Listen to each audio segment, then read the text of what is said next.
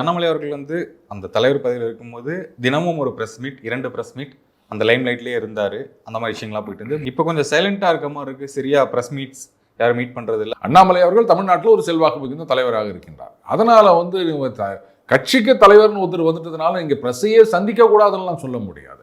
போகிற இடத்துல கேள்வி கேட்குறாங்க, அவர் சொல்கிறாரு கட்சிக்காக தானே அவர் பேசுகிறாரு, அவர்னா தனி கட்சி ஆரம்பிச்சிட்டாரா இல்லை கட்சிக்கு எதிராக பேசுகிறாரா, அதனால் தப்பு ஒன்றும் கிடையாது. அதே மாதிரி எச் ராஜா அவர்கள் எங்கேயாவது போனாருன்னா அவர்கிட்ட பேட்டி கேட்பாங்க. அப்போ அவர்கிட்ட இல்லைல்லாம் தலைவர் இருக்காரு, தலைவர்ன்ற மாதிரி நடந்துக்கிறது வேற, மற்றபடி கட்சியில் இருக்க பல தலைவர்கள் ஒருத்தர் இது மாதிரி பேட்டி கொடுக்குறாரு அப்படின்றது வேற. இந்த வித்தியாசத்தை புரிஞ்சுக்கணும்.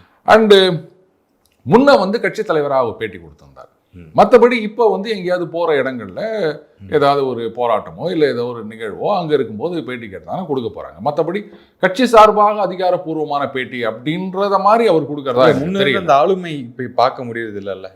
ஆளுமை பார்க்க முடியறது அப்படின்லாம் சொல்லாதீங்க. இன்னைக்கும் அண்ணாமலை அப்படின்னா அந்த செல்வாக்கு அப்படியே தான் இருக்குது. அதெல்லாம் இல்லாமல் போல என்ன கட்சி தலைவர் இல்லை அப்படின்றதுனால அவர் அந்த மாதிரியான இதில் கலந்துக்கிறல. அவர் தனிப்பட்ட நிகழ்வுகள் இல்லை இப்போ அந்த இதில் கூட ஒரு போராட்டம் அப்படின்னு இது பண்ணியிருந்தாரு. ஸோ அதில் அவர் பாட்டுக்கு பண்ணிட்டு இருக்காரு.